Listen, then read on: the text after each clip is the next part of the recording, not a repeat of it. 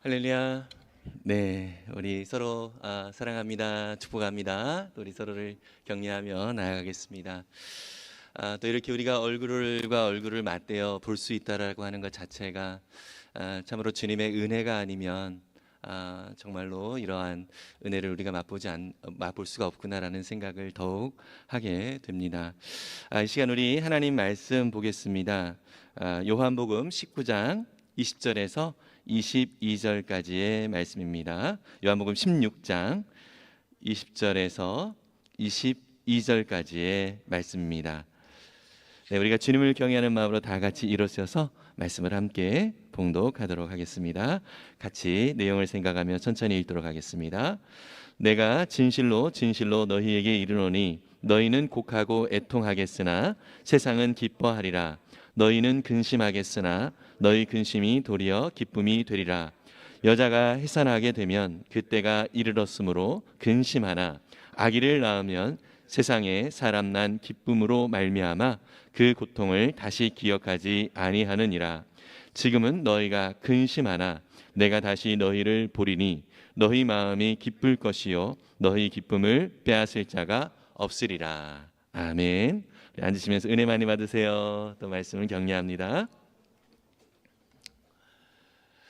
네, 우리 2024년을 마무리하면서 또 2025년을 또 맞이하면서 이렇게 송구 영신 예배를 하나님 앞에 드릴 수 있게 하심에 감사를 드립니다. 우리가 연말을 맞이할 때마다 흔히 하는 말들이 있습니다. 참 다사다난한 한 해를 우리가 보냈다라고 하는 표현을 많이 쓰곤 합니다. 그런데 그 어느 해보다 우리 2024년은 정말 다사다난한 그러한 한 해였다라는 것을 우리 모두가 공감을 할 수 있을 것 같습니다. 불과 이틀 전에 일어난 무안공항에서 정말로 너무나도 안타까운 우리 항공기 사고로 인하여서 우리 국민들 전체가 정말 큰 슬픔에 또 잠기게 되었습니다. 그리고 또 일로 인하여서 또 많은 유가족들이 생기고 또 많은 또 지인들이 또 사랑하는 사람이 곁을 떠난 것으로 인하여서 정말 많이 아파하고 또 힘겨워하고 있는 이러한 시간을 우리나라가 또 보내고 있습니다. 좀 이렇게 우리 역시도 이렇게 많이 또 슬픔 가운데 있는데 직접 가족을 잃은 그 유가족들은 얼마나 더 큰 아픔일까라고 생각을 하면 너무나도 또 끔찍한 또 참사로서 이렇게 죽음을 맞이한 그 가족들을 생각하면 정말 가슴이 찢어질 듯한 그런 아픔이 있지 않을까 이러한 생각을 하면서 참 마음이 아픕니다. 그리고 또 올 한해는 또 유독 대통령이 탄핵 소추안이 또 가결이 되면서 정치적으로 참 많은 혼란 가운데 있는 그러한 상황입니다. 그러다 보니까 이러한 큰 참사가 또 생겼음에도 컨트롤 타워가 제대로 운영이 되어지지 않고 있으므로 참 많은 유가족들이 더 큰 마음의 아픔을 겪고 있는 것 같습니다. 정말로 이러한 모든 상황들을 놓고 또 우리 그리스도인들이 또 주님 앞에 나아가 또 기도해야 될 필요가 있는 그러한 시기입니다. 나라적으로도 이렇게 많이 혼란스러운 상황 속에서 또 우리 성도들은 또 교회적으로도 많이 또 힘든 그러한 시간을 또 한 해 동안 또 보내게 되었습니다. 저 역시도 개인적으로 정말 평생 한번 이렇게 병원에 입원이라고 하는 것을 한 적이 없었는데 올해 또 육신의 또 연약함으로 또 입원을 또 하는 또 그러한 경험을 또 하게 되었고요. 참 힘겨운 그러한 시간들을 또 보내면서 참 감사한 것은 그러한 상황과 또 환경들을 보면서 특별히 교회의 또 리더로서 담임 목사로서 참 이런 상황들 앞에 마음이 많이 괴롭고 또 힘겹고 또 스스로도 저의 어떤 그 자질에 대한 그러한 생각들로 인하여서 참 많은 생각이 저의 머리를 또 스치기도 하기도 했습니다. 교회 안에서 참 많은 아픔 또 많은 또 상처로 인하여서 참 그 책임이 저에게 있는 것 같다라는 이러한 생각이 참 많은 또 저의 마음을 많이 무겁게 또 만들었고요. 또 우리 성도님들께 또 한없이 또 죄송한 그러한 마음이 또 들기도 했습니다. 그럼에도 불구하고 마치 출애굽기 17장에 모세를 중심으로 해서 우리 이스라엘 백성들과 아말렉 군대가 전쟁을 치르고 있을 때에 여호수아가 전쟁터에 나가서 전쟁을 치르고 있는 그런 상황 속에서 모세가 산 꼭대기에 올라가서 두 손을 들고 정말로 하나님 앞에 간절히 기도할 때에 이스라엘 백성들이 이스라엘 군대가 또 이기게 되어졌죠. 그러나 계속 들을 수가 없어서 아론과 훌이 옆에서 모세를 바위에 앉히고 옆에서 아론과 훌이 손을 들고 같이 그 전쟁에 같이 참여를 하면서 모세의 손이 내려오지 않도록 옆에서 이렇게 도왔던 그런 모습, 결국 이 이스라엘 백성이 이스라엘 군대가 아말렉 군대를 또 이기게 되어지는 그러한 또 결과를 또 우리가 출애굽기 17장에서 또 살펴볼 수 있는 것처럼 올 한 해 참 많이 힘겹고 어려운 그런 상황 속에서도 우리 성도님들께서 저의 오른손 또 저의 왼손을 또 함께 들어 주시고 또 함께 해주셨기에 이런 한 해를 또 은혜 가운데 잘 이렇게 마무리할 수 있게 된 것 같습니다. 정말로 우리 하나님께서 이 상황들 속에서 결국은 승리를 우리 가운데 허락해 주실 것이고요. 또 하나님께서 또 우리 가운데 새로운 소망을 허락해 주실 줄 믿습니다. 참 너무나도 감사합니다. 참 제가 저 스스로도 많이 낭망이 되어지고 또 힘겨워할 때 참 많이 애써 왔다고 또 수고했다고 그렇게 격려해 주시는 분들, 또 함께 저를 위해서 같이 기도해 주시고 또 힘겹고 어려운 이 상황들을 위하여 같이 눈물로 기도해 주시는 우리 성도님들께서 함께 계셨기에 또 이렇게 오늘을 우리가 맞이하면서 또 새로운 한 해를 또 우리가 주님 앞에 이렇게 드리며 또 나아갈 수 있게 되는 것 같습니다. 오늘 우리가 읽은 본문은요, 예수님께서 십자가에 달려 죽으실 것에 대한 이야기를 제자들에게 여러 번 이렇게 하십니다. 그때 예수님과 함께 있었던 이 제자들이 예수님이 떠나시면 어떻게 되나, 우리는 참 큰일 났다, 두려움과 또 불안과 또 염려와 또 근심 가운데 예수님이 떠나시면 어떡하지, 이러한 생각 가운데 많이 좀 슬퍼하고 있는 그러한 상황 속에서 예수님과 제자들이 함께 대화를 나누는 그러한 이야기를 우리가 읽었습니다. 오늘은 16장 20절에서 22절까지 읽었는데요. 이 내용은 14장부터 연결이 됩니다. 14장부터 이 16장까지가 하나의 그 통일된 내용을 가지고 있습니다. 제자들과 예수님이 함께 이야기를 나누면서 제자들이 계속 염려를 합니다. 주님이 가시면 어떻게 합니까? 우리는 너무나도 불안하고 또 근심이 되어지는데 어떡합니까? 이러한 고민 가운데 있을 때에 예수님께서 14장부터 또 16장까지 계속해서 반복해서 하시는 말씀이 있습니다.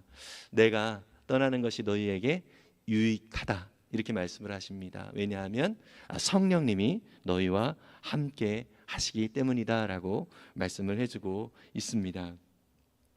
그러면서 이 제자들에게 용기를 더 불러 일으켜 주시고 계시는 것을 볼 수 있습니다. 걱정과 염려를 하고 또 이 근심에 쌓여 있는 이 제자들에게 예수님께서 격려하시고 또 그들을 세워가시는 그러한 말씀을 해주시는데요.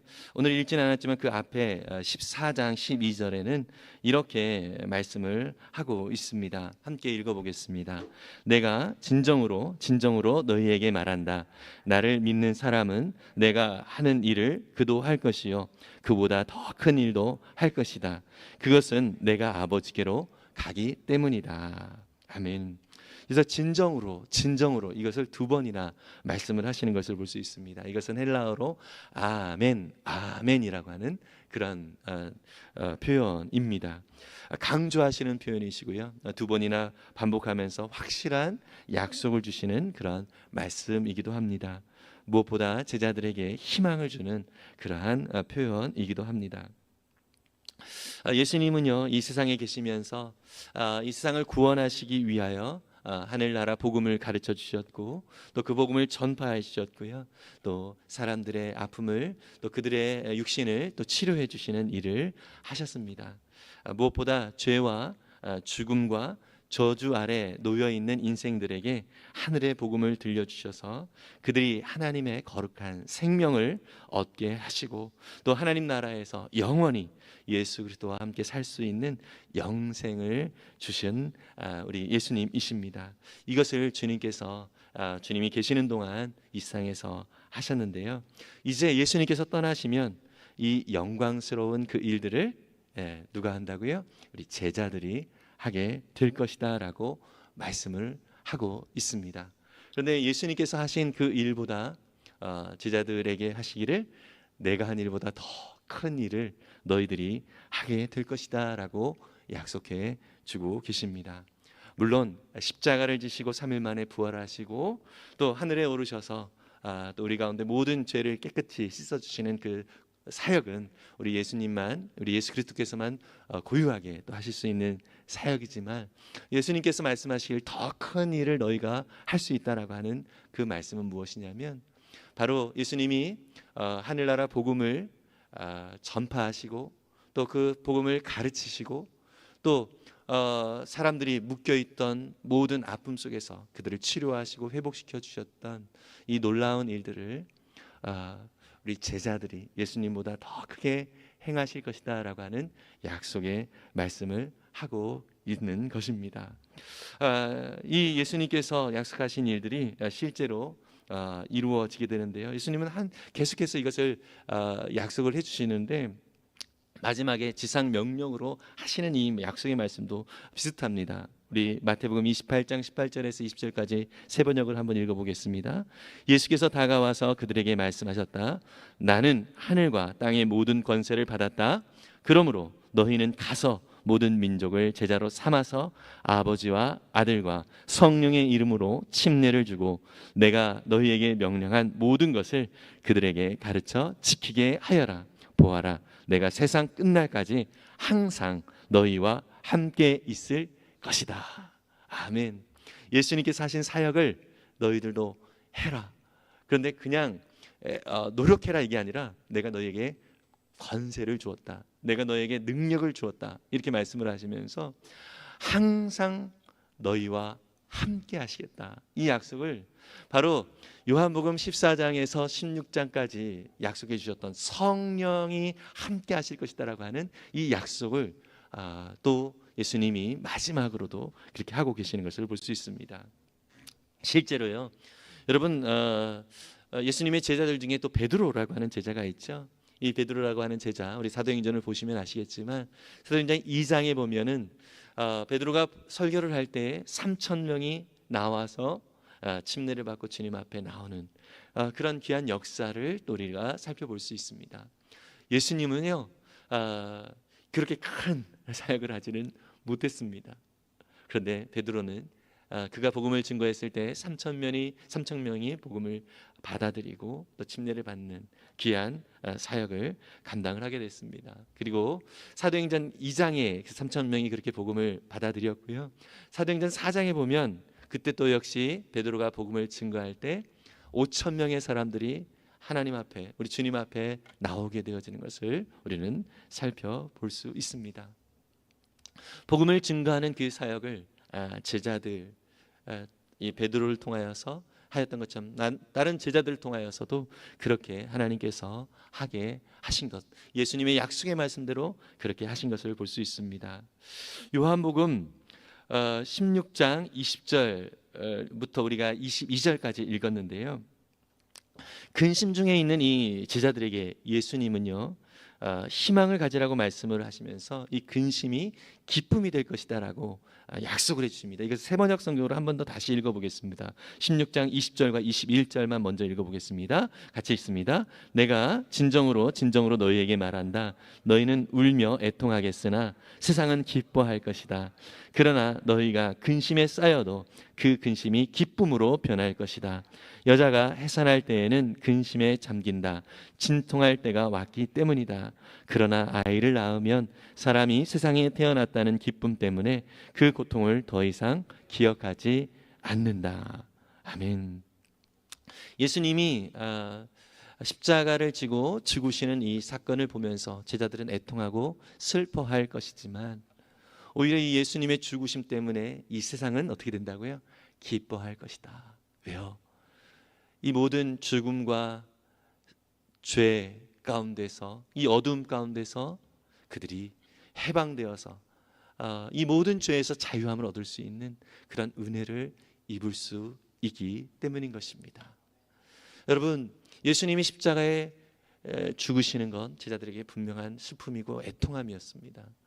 그러나 그 죽음 때문에 이 제자들이 구원을 얻었을 뿐만 아니라 이 제자들을 통하여서 참 생명이 무엇인지를 온 세상에 증거가 되어지고 제자들처럼 많은 사람들이 주님 앞에 돌아와 저들의 삶 가운데 새 생명을 얻게 되어지는 귀한 은혜를 얻게 되었습니다. 이것을 예수님은 아이를 낳는 여인의 모습과 비유를 하고 있는 것을 볼 수 있습니다. 정말로 아이를 낳는 것, 이것은 산모에게는 너무나도 큰 고통이며 또 두려움이며 무서움입니다. 올 한 해도 우리 교회에 또 신생아들이 이렇게 몇 명 태어났는데요. 특히 한 우리 산모가 목사님 기도해 주세요. 두려워요. 처음 이제 아이를 낳을 때 그러한 것들에 대하여 두려움과 또 염려와 이런 것들이 많이 있어서 이미 또 경험한 분들의 어떤 이야기를 또 듣기도 했지만 참 많은 두려움 속에서 참 어려움 가운데 계속 이렇게 무서움 속에 이렇게 있었지만 결국 그 아이를 낳고 그 아이와 함께 이렇게 있는 그 엄마의 모습은 세상 모든 것을 다 얻은 것과 같은 그런 기쁨과 또 감사와 또 행복감이 그 얼굴에 있는 것을 볼 수 있습니다. 그렇습니다. 아이를 베고 또 이 아이를 낳는 것, 이것이 이 산모에게는 너무나 큰 두려움이고 참 많은 어려움이기도 하지만 결국 이 아이를 낳고 나면 어떤 생각이 들죠? 이 아이가 또 예쁘게 자라나는 그 모습을 보면서 자기가 언제 그랬냐는 듯이 생각을 하면서 또 둘째를 또 생각하는 이러한 모습을 또 우리가 볼 수 있습니다. 그렇습니다. 제자들 역시 근심과 또 두려움이 있지만 예수님의 이 십자가의 죽음의 의미를 알고 또 예수님이 약속하신 대로 성령이 그들 가운데 임했을 때 그들의 삶이 얼마나 귀한 삶인지, 얼마나 복된 삶인지, 그들의 현재의 어떤 상황과 환경의 어떤 변화가 문제가 아니라 그들 안에 예수 그리스도가 주인으로 계시고 그들 안에 영원한 생명이 있다라고 하는 이 자체가 너무나도 큰 복이었고 너무나도 큰 기쁨이라는 사실을 그들은 고백하며 그들이 이 받은 이 놀라운 은혜, 이 복음의 놀라운 소식을 정말 증거하는 것을 기뻐했던 것을 볼 수 있습니다. 여러분, 이러한 제자들이 결국은 예수 그리스도의 그 부활과 죽음과 그 부활과 또 그분이 약속하신 대로 성령님이 그들 가운데 임했을 때에 정말 이러한 기쁨과 또 감사로 그들의 삶을 살아갔던 것처럼 저와 여러분들에게도 동일한 이러한 은혜가 있음을 믿습니다. 특별히 오늘 읽은 22절을 요한복음 16장 22절을 세번역성으로 한번 다시 읽으면서 왜 이것이 우리 가운데도 동일한 것인지를 좀 살펴보려고 합니다. 같이 한번 읽어보겠습니다. 이와 같이 지금 너희가 근심에 쌓여 있지만 내가 다시 너희를 볼 때에는 너희의 마음이 기쁠 것이며 그 기쁨을 너희에게서 빼앗을 사람이 없을 것이다. 아멘. 여러분, 이 세상의 그 어떠한 것도 빼앗을 수 없는 기쁨을 주시겠다라고 예수님께서 약속해 주십니다. 아멘이죠. 여러분, 사실 우리는 상황과 환경들 때문에 근심하고 두려워하고 염려하고 이러한 영향을 받을 수 있습니다. 그러나 분명한 약속의 말씀이 우리 가운데 주어졌음을 믿으시길 바랍니다. 성령님이 함께 하시면, 약속대로 성령이 우리 가운데 임하실 때, 우리가 그 성령님을 의지하며 나아갈 때 주님께서 허락하여 주시는 이 은혜를 우리의 삶 가운데 충만히 누리면서 살아갈 수 있게 될 것이다라고 약속해 주신 것입니다. 이 말씀이 우리 가운데 똑같이 적용이 될 수 있는데요. 요한복음 14장 12절의 말씀, 아까 전에 살펴봤는데 다시 한번 살펴보겠습니다. 함께 읽어보겠습니다. 내가 진정으로 너희에게 말한다. 나를 믿는 사람은 내가 하는 일을 그도 할 것이요 그보다 더 큰 일도 할 것이다. 그것은 내가 아버지께로 가기 때문이다. 아멘. 우리 바로 처음 12절에 처음 A 구절을 한번 좀 다시 올려주시겠어요? 자막으로 바로 앞에. 네, 내가 진정으로 너희에게 말한다. 여기 있을 때 아멘 정말 확실하게 말한다 이런 표현이잖아요. 확실한 약속이다 이렇게 말씀을 하시는 건데, 너희에게라고 하는 것은 바로 이 제자들이에요. 근심하고 있는 제자들입니다. 너희에게 말한다. 그런데요, 그 뒤에 어떻게 말씀하고 있죠? 나를 믿는 사람은, 여기서는 제자들뿐만 아니라 예수 그리스도를 믿는 모든 사람을 말하고 있습니다. 여러분, 예수님을 구주로 믿으십니까? 아멘. 예수님이 나의 모든 죄를 십자가에서 다 깨끗이 씻어주셨음을 믿으십니까? 그 예수님이 약속하신 대로 우리 가운데 성령님이 계심을 믿으십니까? 그렇다면 내가 진정으로 너희에게 말한다 라고 말씀하시는 이 말씀은 오늘 저와 여러분들에게도 동일하게 적용이 되어지는 말씀임을 믿습니다. 나를 믿는 사람은 내가 하는 일을 그도 할 것이요 그보다 더 큰 일도 할 것이다. 그것은 내가 아버지께로 가기 때문이다. 가시면서 약속대로 성령을 주시기 때문이다라는 그런 표현인 것이죠. 여러분, 예수 그리스도를 믿는 저와 여러분들은 예수님이 행하신 일보다도, 복음을 증거하신 그 놀라운 예수님의 그 사역보다도 더 큰 일을 할 수 있다라고 말씀해 주고 있습니다. 이것은 우리의 지금 형편과 상황, 이것이 어떠하냐에 따라서가 아니라 주님의 그 약속을 믿고 우리가 그 약속 가운데 살아갈 때 우리를 통하여 일하실 놀라운 주님의 역사를 또 우리의 삶 가운데서 맛보게 될 줄 믿습니다. 그래서 오늘 이 말씀을 가지고요, 우리의 이름을 넣어서 좀 외쳤으면 좋겠습니다. 예수님께서 우리 가운데 하시는 그 메시지라고 생각을 하면서요, 여러분들 이름을 여기서 앞에 넣어서 한번 읽어보세요. 우리 크게 한번. 여러분, 예수님이 사기꾼 아니죠? 아멘이죠. 정말 예수님은 절대로 거짓을 말씀하시는 분이 아닙니다. 정말로 예수님은 확실하게, 예수님을 믿는 저와 여러분들에게 말씀을 해주셨음을 믿고 이 선포를 다시 우리가 크게 좀 했으면 좋겠습니다. 함께 우리 선포하겠습니다. 자기 이름을 불러가면서 시작. 태희는 내가 하는 일을 그도 할 것이요 그보다 더 큰 일도 할 것이다. 아멘. 한 번 더 선포하겠습니다. 태희는 내가 하는 일도 그도 할 것이요 그보다 더 큰 일도 할 것이다. 아멘. 아멘. 여러분, 우리는 정말 주님의 약속하신 대로 주님이 하신 일보다 더 큰 일을 하는 자들임을 믿습니다. 근심에 빠져 있는 제자들을 위로하고 소망을 주시기 위해서 하신 이 말씀은요, 이 세상의 슬픔과 아픔, 답답함 앞에서 불안해하고 걱정하고 근심하는 우리를 위해서, 이 땅의 어두움 가운데 있지만 예수님을 믿게 될 많은 사람들을 위하여 약속해 주신 말씀임을 믿습니다. 우리는 예수님을 믿고 새로운 피조물이 되었습니다. 이제 더 이상 이 땅에 어떻게 해야 잘 살아갈까? 세상 사람들이 말하는 방식의 삶이 아니라 생존을 위해서 살아가는, 생존을 위해서 씨름하는 그러한 사람들이 아니라 영원한 하나님 나라를 상속받은 자로서 살아가는 자들이 되었습니다. 그러다 보니 이제 새로운 삶에 대한 기대와 소망을 가지고 살아가는 자들이 되었어요. 그래서 우리는 이제 내 생각과 내 뜻이라는, 결국 썩고 사라질 것, 이것을 위해 살아가는 인생이 아니라 오직 주님의 생각과 주님의 뜻을 따라 살아가는 자들이 됐음을 믿습니다. 이러한 인생이 된 것이 우리 가운데 너무나도 큰 복이고 너무나도 큰 기쁨이라는 사실을 믿으시기를 바랍니다. 그렇기 때문에 우리 가운데 기대가 되어지고 또 소망이 될 수 있는 것입니다. 그래서 이러한 삶을 살았던 사람, 대표적인 사람 중에 한 사람이 바로 바울이죠.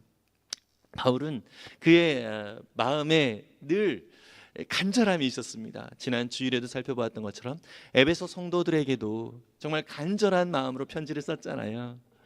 당신들이 하나님을 알았으면 좋겠고 부르심의 소망이 무엇인지를 정말 여러분들이 알았으면 좋겠고, 그리고 성도로 부르신 이 영광의 풍성함이 얼마나 큰지를, 그리고 여러분들 가운데 역사하시는 하나님의 능력이 얼마나 큰지를 여러분들이 알았으면 정말 좋겠습니다. 이런 간절한 마음으로 편지를 썼습니다.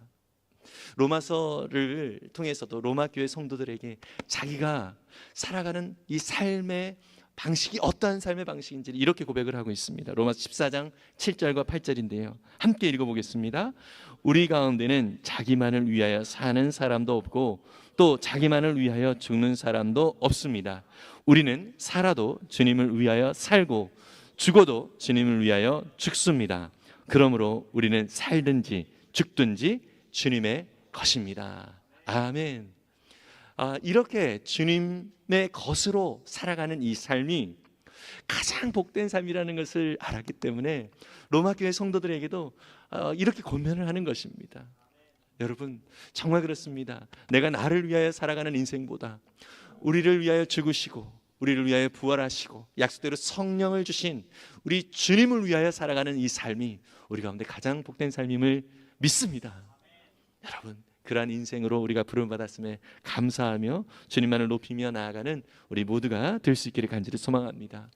이러한 표현은요, 이 바울이 빌립보 교회 성도들에게도 동일하게 말을 했어요. 빌립보서를 통해서 편지를 쓰면서 이렇게 얘기를 했어요. 빌립보서 1장 20절과 21절인데요. 함께 읽어보겠습니다.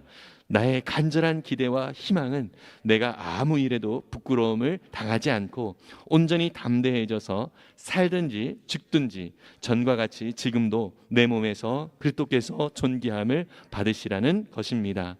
나에게는 사는 것이 그리스도이시니 죽는 것도 유익합니다. 아멘. 네. 나의 삶이 정말로 예수 그리스도가 주인 되어 살아가는 이 삶이 너무나도 복된 삶이라는 걸 아는 거예요. 그래서 주와 함께 동행하며 살아가는 이 삶 속에서 살다가 죽는다 하더라도 그것이 내게 유익이다, 이렇게 고백을 하고 있는 것입니다. 그래서 여러분, 사실은 죽음이라고 하는 것은 사람들에게 두려움이 되어지지만 우리 예수 믿는 사람들에게는 오히려 소망이 되는 줄 믿습니다. 정말 그렇습니다. 여러분, 어찌됐든 죽기밖에 더 하겠어요. 우리의 인생, 그 죽음의 날 우리 주님을 만나게 된다는 것이죠. 그래서 저는 오늘 이러한 말씀을 계속 묵상을 하면서 이 바울은 정말 자기의 삶 속에서 예전에는 자기가 자기의 삶을 아름답게 더 살아내려고 노력을 했었어요. 그래서 나름대로의 스펙을 쌓았던 것이죠. 좋은 학력, 또 좋은 사람들에게 어떤 명성을 얻기 위해서 많은 노력을 했어요. 예. 그래서 자기 유대 사회 안에서 나름대로 엘리트 코스를 밟아가면서 그가 나름대로의 성공을 위하여 노력을 했다는 거예요. 근데 그것을 뭘로 여겼다고요? 배설물로 여겼다라고 고백을 합니다.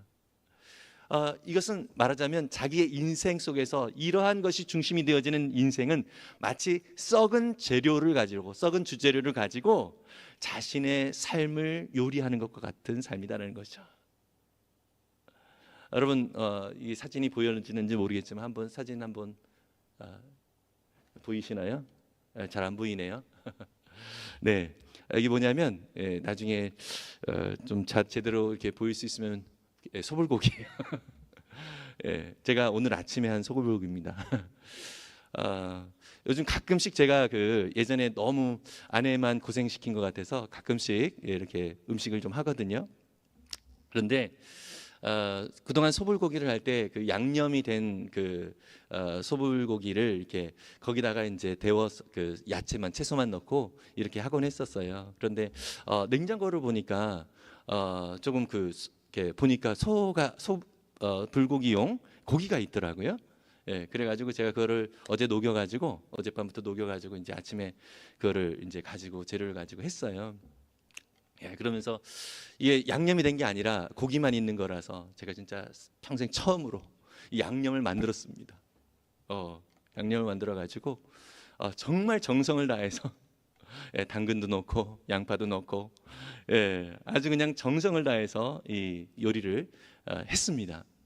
제 평생 처음으로. 예전에는 양념이 돼 있는 걸 가지고 했었는데 처음으로 양념까지 다 했어요. 정말 맛있겠다 생각이 좀 돼가지고 이렇게 딱 했는데요. 상에 딱 내놨는데 정말 양념은 정말 정성스럽게 했거든요. 정말 싱싱한 재료를 가지고 다 했어요. 그런데 문제가 뭐냐면 이 소고기가 좀 안 좋더라고요. 주 재료가, 메인 재료가 좀 안 좋았어요. 제가 한번 딱 먹어보고 물론 먹을 수는 있는데 너무 좀 안 좋은 거예요. 그래가지고 이거를 그냥 그대로 음식물 쓰레기에 버릴 수밖에 없었습니다. 비주얼은 참 괜찮았어요. 비주얼이 너무 괜찮아서 제가 사진까지 찍었거든요. 그 사진인데 지금 잘 안 보이네요. 참 괜찮았지만 비주얼은 너무나도 괜찮았지만 먹을 수 없는 거예요. 왜요? 메인 재료가 좀 안 좋았던 거죠. 근데 한번 다시 도전할 겁니다. 새로운 싱싱한 재료를 가지고 다시 도전해서 나중에 여러분들에게 자랑 한번 할게요.